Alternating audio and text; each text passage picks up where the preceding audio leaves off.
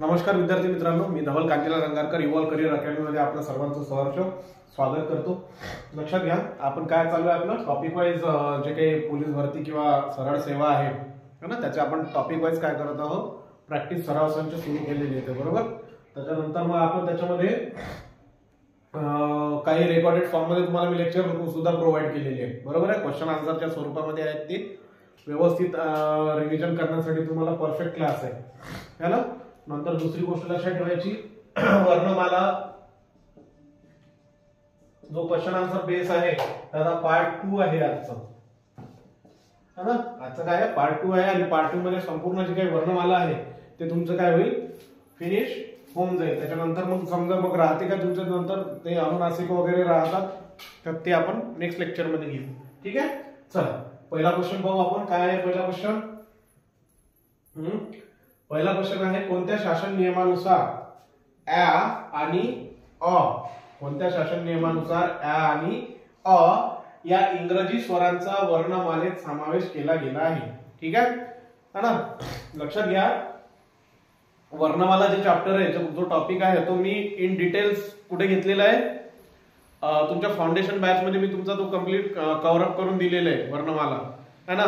जर काही प्रॉब्लेम असतील तर काय करा, ते जे काही प्लेलिस्ट बनलेली आहे त्या प्लेलिस्ट मध्ये जा आणि ते फाउंडेशन बॅच एकदा पहा है ना। एकदम म्हणजे कसं उत्कृष्टरित्या बेस्ट अँड बेस्ट लेक्चर दिलेलं आहे मी त्याच्यावरती तुम्हाला, म्हणजे असं नवीनही असाल तरी ते काय पाहिल्यावर तुम्हाला काय लक्षात येऊन जाईल है ना। त्याच्यामुळे लक्षात घ्यायचं। चला मग पहिला ऑप्शन काय दिलेला आहे तुम्हाला, 6 नोव्हेंबर 2009 चा शासन नियम असेल, 7 नोव्हेंबर 2009 चा शासन नियम, नंतर 8 नोव्हेंबर 2009 आणि 6 डिसेंबर 2009 चा। चला कोणता आहे, कोणता आहे, हे झालेलं आहे हे सगळं शिकवलेलं आहे मी तुम्हाला है ना। त्या शिकवलेल्यावरतीच असं म्हणा की ते टेस्ट स्वरूपात आपण काय करतो इथे घेत आहोत है ना। मग काय रे बाबा, काय आहे, 7 नोव्हेंबर 2009 आहे, 6 डिसेंबर 2009 आहे, 8 नोव्हेंबर 2009 आहे की 6 नोव्हेंबर 2009 आहे, हा काय आहे, कोणता आहे, चला लास्ट काय आहे, ऑप्शन ए 6 नोव्हेंबर 2009 चा जो काही शासन नियम आलेला होता त्या नियमानुसार काय आलं, अ आणि अ या इंग्रजी स्वरांचा, आणि अ कोणते स्वर आहेत, इंग्रजी स्वर आहेत, यांचा वर्णमालेत काय केला गेला होता, समावेश केला गेला होता। आणखी याच अधिनियमानुसार किंवा याच नियमानुसार क्ष आणि ज्ञ यांना या संयुक्त स्वराचा सुद्धा काय केला होता, वर्णमालेत काय केला होता, समावेश केला होता। क्लिअर आहे इथपर्यंत, क्लिअर आहे। चलो नेक्स्ट क्वेश्चन आहे, अ या इंग्रजी स्वरांचा समावेश वर्णमालेत करावा बरोबर है ना। आणि अ या इंग्रजी स्वरांचा समावेश वर्णमालेत करावा असे मत कोणाचे होते म्हणते, असे मत कोणाचे होते, कोणाचे होते ऑप्शन दिलेले आहे, मबा सबनीस बरोबर। नंतर आहे सेकंड ऑप्शन प्राध्यापक अरविंद मंगळूरकर, थर्ड ऑप्शन आहे प्रके अत्रे आणि फोर्थ आहे मोके दामले, क्लिअर आहे का इथपर्यंत। चला सांगा कोणाचं मत होतं रे बाबा, कोणाच्या मतानुसार अ आणि अ या इंग्रजी स्वरांचा समावेश आपण वर्णमालेत केलेला आहे, शासनाने वर्णमालेत केलेला आहे, कोणी सांगितलं होतं ते, हा यस सर, हा बी काय, प्राध्यापक Arvind Mangalurkar is the right answer. आता तुमचा जो बी ऑप्शन आहे तो काय आहे, करेक्ट आन्सर आहे।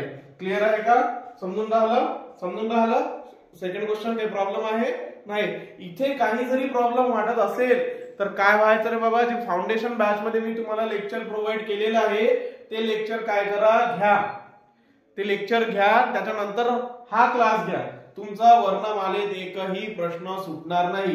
पोलीस भरती असो किंवा अदर कोणती सरळ सेवा भरती असो, कोणताच प्रश्न इथे तुमचा सुटणार नाही, म्हणजे सॉल्व्ह करूनच याल असं मला म्हणायचं आहे, ठीक आहे। चलो नेक्स्ट क्वेश्चन आहे तुमचा 23 नंबर, मराठी वर्णमालेत मुख्य महाप्राण व्यंजने आहेत, मुख्य महाप्राण व्यंजने किती आहेत असं म्हणायचं त्यांना। मराठी वर्णमालेत मुख्य महाप्राण व्यंजने किती आहे महाप्राण सांगितलं तुला, महाप्राण कसं ओळखतो आपण, तर जेव्हा त्या मराठी वर्णमालेचा किंवा मराठी वर्णाचा इंग्लिश मध्ये आपण त्यांना ट्रान्सलेट करतो त्यावेळेस त्यांच्या शेवटी काय येतं, यच येतो. त्यांच्या शेवटी काय येतो इंग्लिश मधला, यच येतो. हे तर झाली ट्रिक झाली. आणि महाप्राण जेव्हा तुम्ही एखाद्या वर्णाचा उच्चार करता तेव्हा काय केला जातो, मोठ्या प्रमाणात जो काही हे हवा म्हणजे उसासा घेतल्यासारखं आपण बोलतो तो असते महाप्राण. क्लिअर आहे. मग असं मुख्य इथे काय विचारलेलं आहे, मुख्य महाप्राण विचारलेलं आहे. मुख्य महाप्राण विचारलेलं आहे. किती आहे, ऑप्शन ए मध्ये दिलेलं आहे 14 14, ऑप्शन बी दिलेलं आहे 0 1, ऑप्शन सी दिलेलं आहे 7 आणि ऑप्शन डी काय दिलेलं आहे 8. ऑप्शन डी काय दिलेलं आहे 8. तर या चार पैकी आपल्याला काय करायचं आहे, करेक्ट ऑप्शन चूज करायचा आहे. कोणता आहे रे भाऊ, कोणता असतो, हा सर कोणता आहे, 1. मुख्य महाप्राण जर विचारलं तर कोणता आहे, 1 आहे. आणि सॉरी किती आहे, 1 आहे. आणि कोणता जर विचारलं सांगता येईल का, कोणता जर विचारलं तर मी मगाशी सांगितलं तुम्हाला की इंग्रजी वर्णमालेत त्याचा ट्रान्सलेट करताना यच लावायचा असतो. राईट. तर काय आहे, मुख्य आहे. मग याच्यावर मला आणखी एक प्रश्न पडतो. प्रश्न असा आहे की ठीक आहे मुख्य महाप्राण व्यंजने किती आहे, 1 आहे.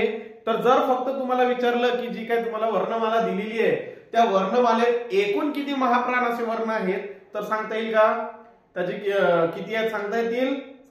शिकवलेलं आहे हे सुद्धा मी काय केलेलं आहे आपल्या लेक्चर मध्ये घेतलेलं आहे. तर एकूण किती आहेत ते 14. ते किती असतात, 14 असतात. क्लिअर आहे, क्लिअर आहे. चल नेक्स्ट क्वेश्चन पहा. 24 क्वेश्चन आहे, नाही 24 नाही, 4th क्वेश्चन आहे. वर्णमालेत एकूण व्यंजने किती आहे. सोपं आहे, इझी आहे. वर्णमालेत एकूण व्यंजने किती आहे, किती व्यंजने आहेत. ऑप्शन ए मध्ये दिलेले 48, ऑप्शन बी आहे 34, ऑप्शन सी आहे 52, ऑप्शन डी आहे 25 25 है ना. ऑप्शन ए आहे 48 48, ऑप्शन बी आहे 34 34, ऑप्शन सी आहे 52 52 आणि ऑप्शन डी काय आहे 25. चला सांगा पटापट सांगा, लवकर चला बोला काय आहे. वर्णमालेत एकूण व्यंजने किती आहेत रे भाऊ, किती आहे, किती असतात एकूण व्यंजने sir option B is the correct answer. वर्णमालेत एकूण 34 व्यंजने असतात. वर्णमालेत एकूण किती व्यंजने आहेत, 34 व्यंजने आहेत. क्लिअर आहे, समजून राहिलं, समजत आहे, ठीक आहे. चलो नेक्स्ट 25. नेक्स्ट क्वेश्चन पहा. आणि हे नंबरिंग वर जाऊ नका, ते मागे पुढे झालेले आणि कुठे गेलेलो आहे आपण. ठीक आहे. तर पहा नंबरिंग, आधुनिक वर्णमालेनुसार स्वरांची एकूण संख्या किती आहे. आधुनिक वर्णमालेनुसार स्वरांची एकूण संख्या किती आहे. ऑप्शन ए मध्ये दिलेले आहे 16, ऑप्शन बी आहे 15, ऑप्शन सी आहे 14, ऑप्शन डी आहे 12 है ना. तर आधुनिक वर्णमालेनुसार स्वरांची एकूण संख्या किती आहे.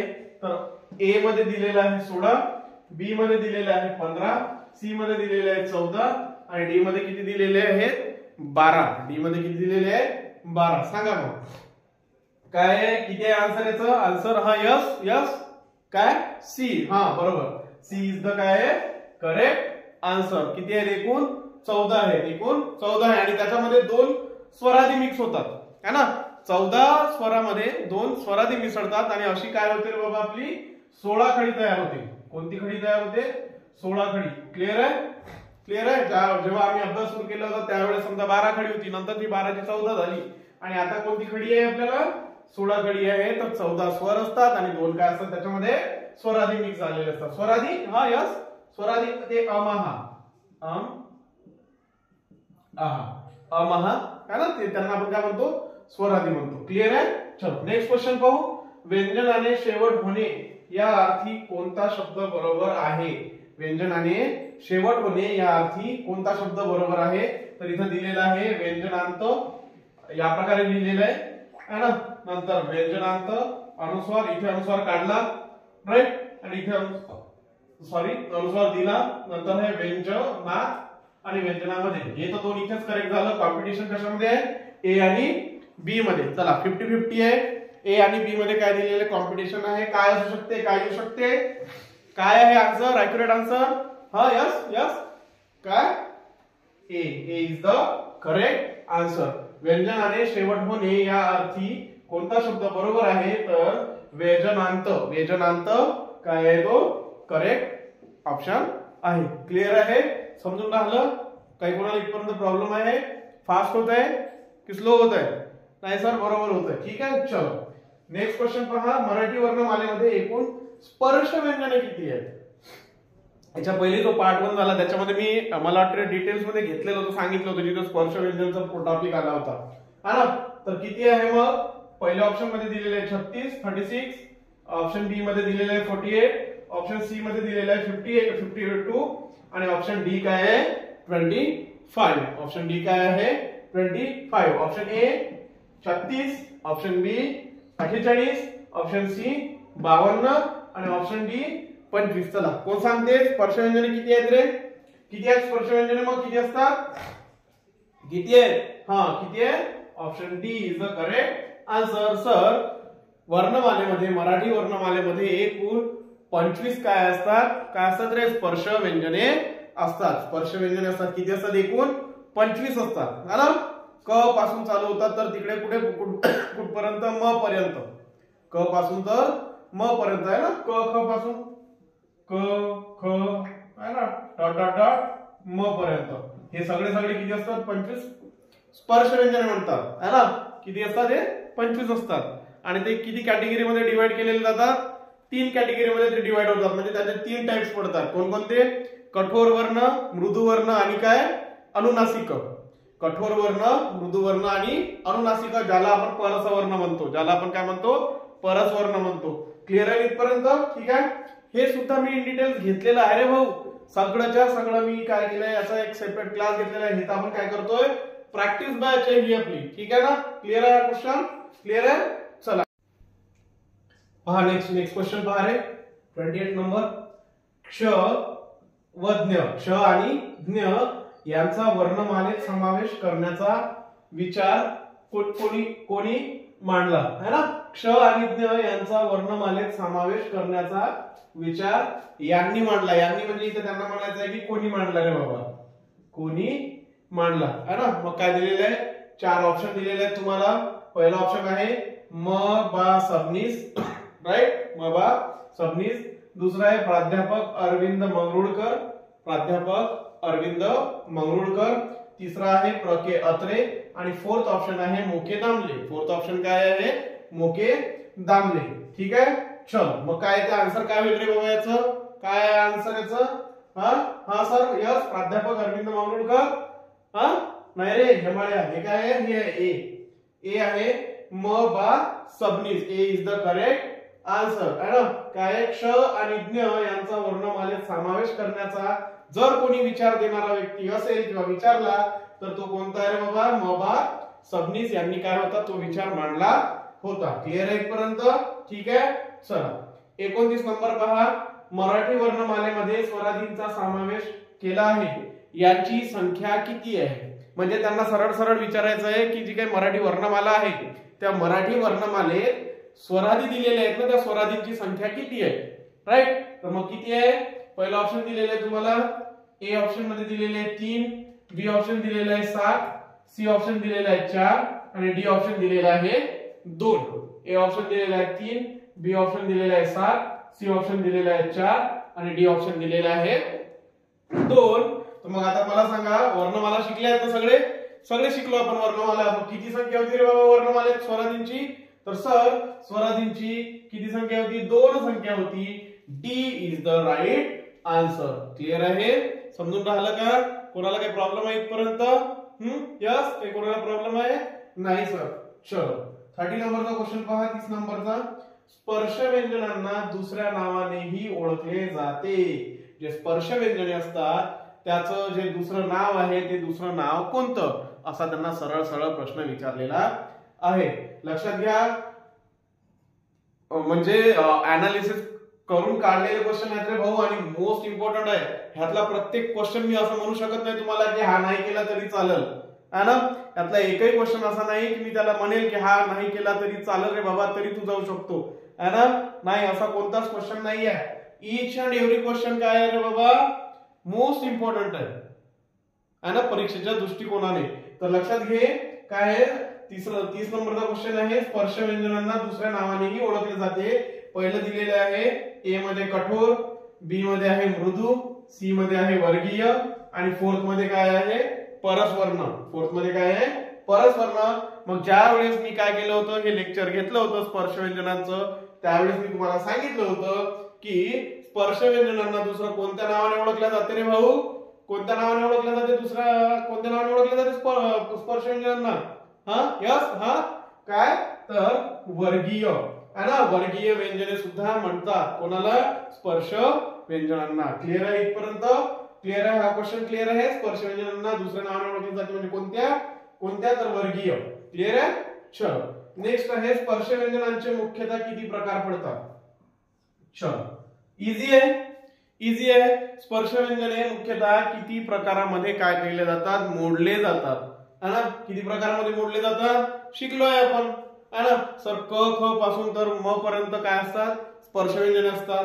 आणि जे किती कॅटेगरी मध्ये डिवाइड होतात रे भाऊ, किती याच्यामध्ये डिवाइड केले जातात. तर सर पहिला ऑप्शन दिलेला आहे ए 3, नंतर बी मध्ये दिलेला आहे 4, सी दिलेला आहे 7 आणि डी दिलेला आहे 8. डी काय दिलेला आहे तुम्हाला 8 दिलेला आहे. कोणता आहे राईट आन्सर, तर sir option A is the correct answer. स्पर्श व्यंजनांचे मुख्य किती प्रकार आहे, तर स्पर्श व्यंजनांचे मुख्य 3 प्रकार असतात. कोणता कठोर वर्ण, मृदू वर्ण आणि तिसरा काय आहे अनुनासिक, त्यालाच आपण काय म्हणतो परस्वर्ण किंवा परसवर्ण. क्लिअर आहे. तर असे किती प्रकार आहेत 3 प्रकार आहेत. क्लिअर आहे का, क्लिअर आहे, क्लिअर आहे ना. नंतर ते त्याच्यात डिवाइड होतात महाप्राण आणि अल्पप्राण वगैरे, ते नंतरच आहे. पण मुख्य विचारलेले ना तर मग कोणते 3 असतात. कोणते कठोर वर्ण, मृदू वर्ण आणि तिसरं काय आहे अनुनासिक. तिसरं काय आहे अनुनासिक आहे. क्लिअर आहे इथपर्यंत, इथपर्यंत क्लिअर आहे. चल नेक्स्ट पाहू आपण. नेक्स्ट आहे 32 नंबर. 32 नंबरचा काय आहे 2 विजातीय स्वरांपासून तयार होतात आणि उच्चार काय असतो रे बाबा दीर्घ असतो. काय शिकले रे भाऊ 2 विजातीय स्वरांपासून तयार होतात म्हणते है ना, आणि उच्चार कसा असतो त्यांचा दीर्घ उच्चार असतो. तर पहिला ऑप्शन पहा, पहिला ऑप्शन काय आहे, पहिला ऑप्शन काय आहे ए स्वर आहे. चेक कर. हा तर नेक्स्ट काय रे 32 नंबरचा क्वेश्चन आहे आणि याचा आन्सर काय आहे ते 2 विजातीय स्वरांपासून तयार होतात आणि उच्चार काय असतो दीर्घ असतो. तर त्याला आपण काय म्हणतो संयुक्त स्वर असं म्हणतो. काय म्हणतो आपण संयुक्त स्वर म्हणतो. लक्षात राहील का, लक्षात राहील. ऑप्शन कॉम्प्लिकेटेड आहेत है ना, गुगली ऑप्शन आहेत, काय होते कन्फ्युज होऊ शकते विजातीय आणि सजातीय मध्ये. लक्षात ठेवायचं 2 सजातीय स्वरांपासून तयार होतात आणि उच्चार काय असतो दीर्घ असतो, त्याला आपण संयुक्त स्वर असं म्हणतो. ठीक आहे. 33 पहा 33 नंबरचा क्वेश्चन. अनुस्वार आणि विसर्ग यांचा उच्चार करण्यापूर्वी एखाद्या स्वरांचा आधार घ्यावा लागतो है ना. घेतलेले कॉन्सेप्ट आहे, प्रत्येक क्वेश्चन आहे, विचारलेले क्वेश्चन आहे बाबा. तर त्यांना काय म्हणतात म्हणते अनुस्वार आणि विसर्ग यांचा उच्चार करण्यापूर्वी एखाद्या स्वरांचा आधार घ्यावा लागतो. तर अशांना काय म्हणतात, काय म्हणतात. तर पहिला ऑप्शन दिलेला आहे तुम्हाला अनुस्वार, दुसरा ऑप्शन दिलेला आहे विसर्ग, तिसरा दिलेला आहे स्वराधी आणि चौथा काय आहे रे बाबा व्यंजन. चौथं काय आहे व्यंजन आहे. मग काय म्हणतो रे बाबा, काय बोलतो आपण की अनुस्वार आणि विसर्ग यांचा उच्चार करण्यापूर्वी एखाद्या स्वरांचा आधार घ्यावा लागतो. काय असते ते, तर सर ते काही नसते, त्याला आपण काय म्हणतो स्वराधी म्हणतो. त्यांना आपण काय म्हणतो स्वराधी म्हणतो. Option C is the right answer. चलो 34 नंबरचा आहे. जर संयुक्त व्यंजनांचा पाय मोडला नसेल तर त्यांना रिकामी जागा म्हणतात. पाय मोडला नसेल तर त्यांना काय म्हणतात लक्षात घ्या. जर संयुक्त व्यंजनांचा पाय मोडला नसेल तर त्यांना रिकामी जागा म्हणतात. लक्षात घ्या. संयुक्त व्यंजने कोणते असतात रे बाबा आपल्याकडे क्ष आणि ज्ञ. क्ष आणि ज्ञ हे काय असतात संयुक्त व्यंजन असतात. कधी जेव्हा याचा काय असते पाय मोडलेला असते बरोबर.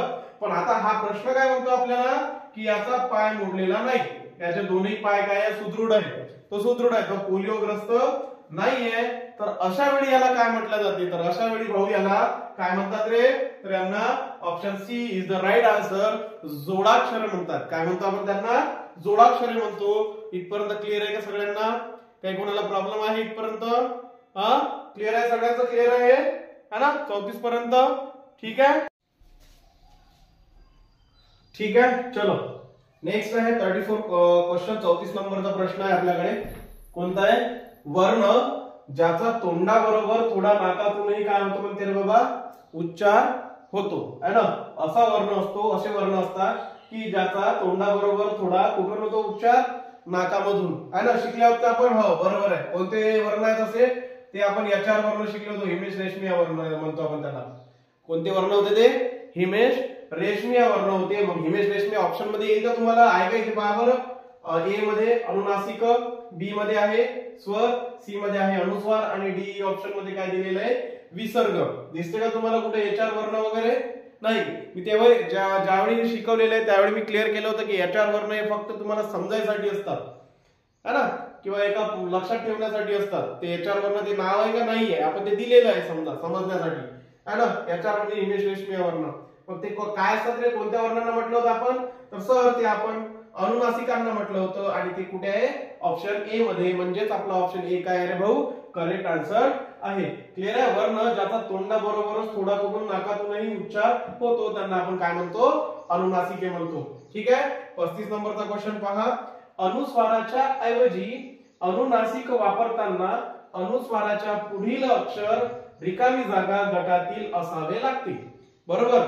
अनुस्वाराच्या ऐवजी अनुनासिक वापरताना अनुस्वाराच्या पुढील अक्षर रिकामी जागा गटातील असावे लागतात. थोडंसं ट्रिकी क्वेश्चन आहे आणि थोडेसे लेवल अप केलेली आहे या क्वेश्चननी. बरोबर आहे. पण काय असते, पोलीस भरती करतो किंवा अजून काही करतो म्हणून मग ज्या लेवलला आहोत तेच लेवल केली पाहिजे असं काही असतं का नाही. त्याच्यापेक्षा एक लेवलने आपण काय करायचं, अपच राहायचं, जेणेकरून क्वेश्चन कसाही विचारला कुठूनही विचारला है ना, तरी तुम्हाला त्याचा आन्सर काय असायला पाहिजे, माहित असायला पाहिजे किंवा सांगता यायला पाहिजे. म्हणजेच मग आता याचा आन्सर काय होईल रे बाबा, अनुस्वाराच्या ऐवजी अनुनासिक वापरताना अनुस्वाराच्या पुढील अक्षर रिकामी जागा गटातील असावे लागते. पहिलं आहे स्पर्श व्यंजन, दुसरं आहे कठोर व्यंजन, तिसरं आहे मृदू व्यंजन आणि चौथं आहे यापैकी नाही. काय असते मग, काय होईल याचा आन्सर, यस काय काय बोलले तुम्ही, बरोबर. काय असते sir, sir A is the correct answer. ते जे पुढील अक्षर आहे ते स्पर्श व्यंजनामधलं असायला पाहिजे. स्पर्श व्यंजने कोणते असतात, तर क ख क ख ग पासून तर तुमच्या म पर्यंत असतात. त्याची संख्या किती आहे, तर एकूण त्यांची 25 इतकी संख्या आहे. स्पर्श व्यंजनांची संख्या किती आहे, 25 आहे. प्रकार जर विचारले तर 3 प्रकार असतात, कठोर, मृदू आणि काय, अनुनासिक. कठोर, मृदू आणि अनुनासिक. क्लिअर आहे इथपर्यंत क्लिअर आहे. ठीक आहे. चलो 36 नंबरचा पाहू. अनुस्वाराऐवजी अनुनासिक वापरताना अनुस्वाराच्या पुढील अक्षर स्पर्श व्यंजन गटातील असावे लागते. बरोबर, वरतीच पाहिलं आपण. व त्या पुढील अक्षराच्या आडव्या रांगेतील शेवटच्या स्थानाची रिकामी जागा घेऊन अनुस्वार काढावा लागतो. बरोबर आहे ना. तर ज्यांना ते ट्रिक वगैरे माहित असेल किंवा ते जे मी शिकवलेले ते ज्यांनी लेक्चर घेतले असतील त्यांना या प्रश्नाचा आन्सर काढायला वेळ लागणार नाही है ना. ते काय करतील, सरळ सरळ प्रश्न वाचल्यानंतर त्यांच्या लक्षात येऊन जातील की असे जे स्थान आहे ते काय काढून आपल्याला अनुस्वार घ्यावा लागतो रे बाबा. तर लक्षात घ्या, पहिला ऑप्शन आहे विसर्ग, दुसरा ऑप्शन आहे अनुस्वार, तिसरा ऑप्शन आहे अनुनासिक आणि चौथा ऑप्शन आहे स्पर्श व्यंजन. मग काय येईल आन्सर, यस काय येईल रे, काय अनुनासिक. अनुनासिक काढून आपल्याला काय करावं लागतं, त्याच्या जागी अनुस्वार घ्यावा लागतो है ना. क्लिअर आहे का, समजून राहिलं इथपर्यंत, पण समजून राहिलं काय म्हणते हा. अनुस्वाराऐवजी अनुनासिक वापरताना अनुस्वाराच्या पुढील अक्षर स्पर्श व्यंजनांचे असावे. बरोबर लागते. व त्या पुढील अक्षरांच्या आडव्या रांगेतील शेवटच्या स्थानाचे है ना अनुनासिक घेऊन अनुस्वार काढावा लागतो. अनुनासिक घेऊन अनुस्वार काढावा लागतो. Option C is the right answer. 37 नंबरचा पहा. 37 नंबरला काय म्हणते हा. दोन शब्दात सारखेच अनुनासिक आल्यास, दोन शब्दात सारखेच अनुनासिक आल्यास उच्चारांचे अनुस्वार असतात है ना. उच्चारांचे अनुस्वार असतात. काय इथे रिकामी जागा आहे. दोन शब्दात सारखेच अनुनासिक आल्यास रिकामी जागा उच्चारांचे अनुस्वार असतात. पहिला ऑप्शन आहे समान, दुसरा आहे असमान, तिसरा आहे दीर्घ आणि चौथं काय आहे लघु. चौथं काय आहे लघु आहे. क्लिअर आहे इथपर्यंत, क्लिअर आहे.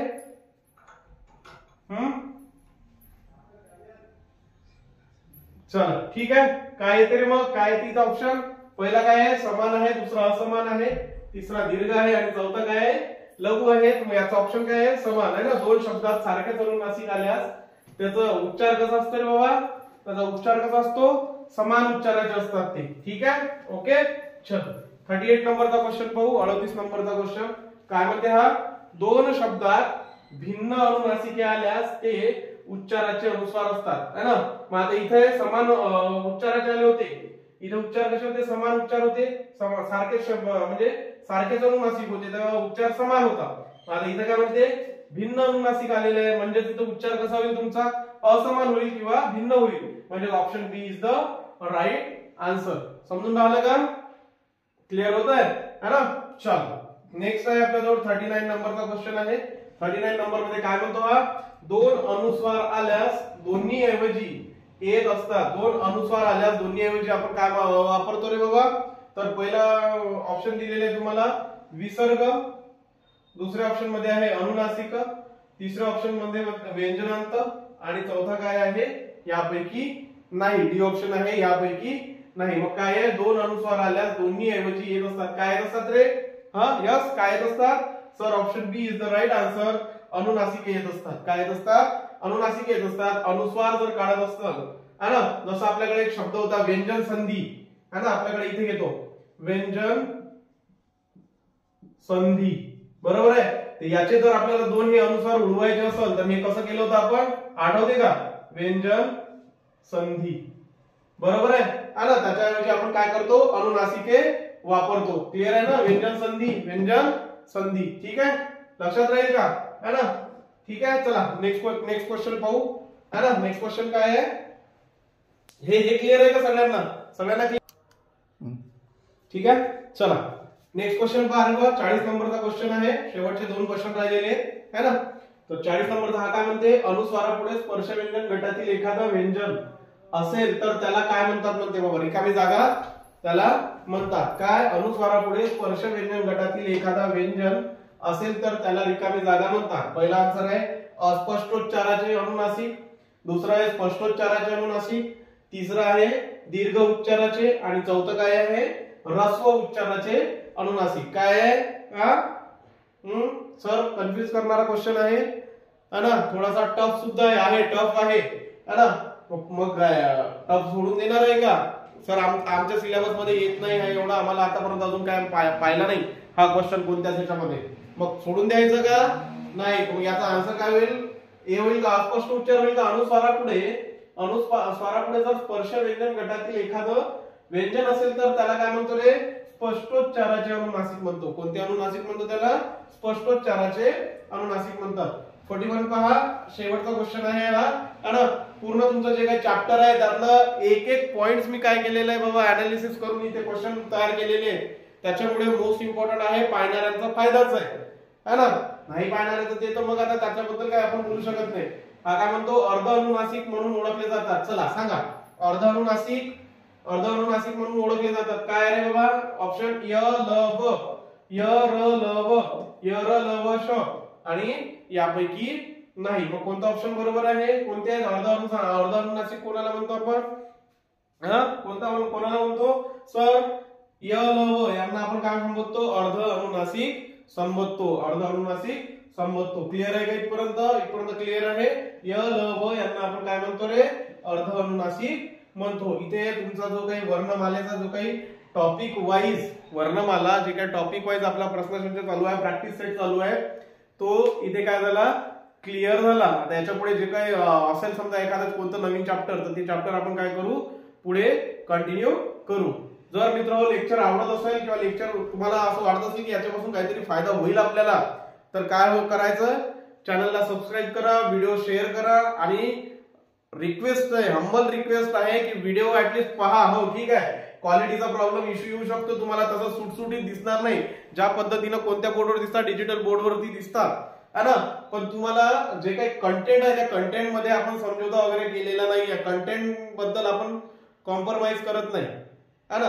मग बोर्ड आपलं कोणतंही असं काही फरक पडत नाही, फक्त काय दिसण्याचाच प्रॉब्लेम आहे, सुटसुटीत दिसतं, आणि इथं थोडंसं कसं व्हाईट बोर्डवरती ब्लॅक दिसतं, आहे की नाही. तर तेवढं माइंड न करता काय करा, व्यवस्थित व्हिडिओ पहा. व्हिडिओ जर आवडत असेल तर काय करा, शेअर करा आणि सबस्क्राईब करा. ठीक आहे, ओके, थँक्यू.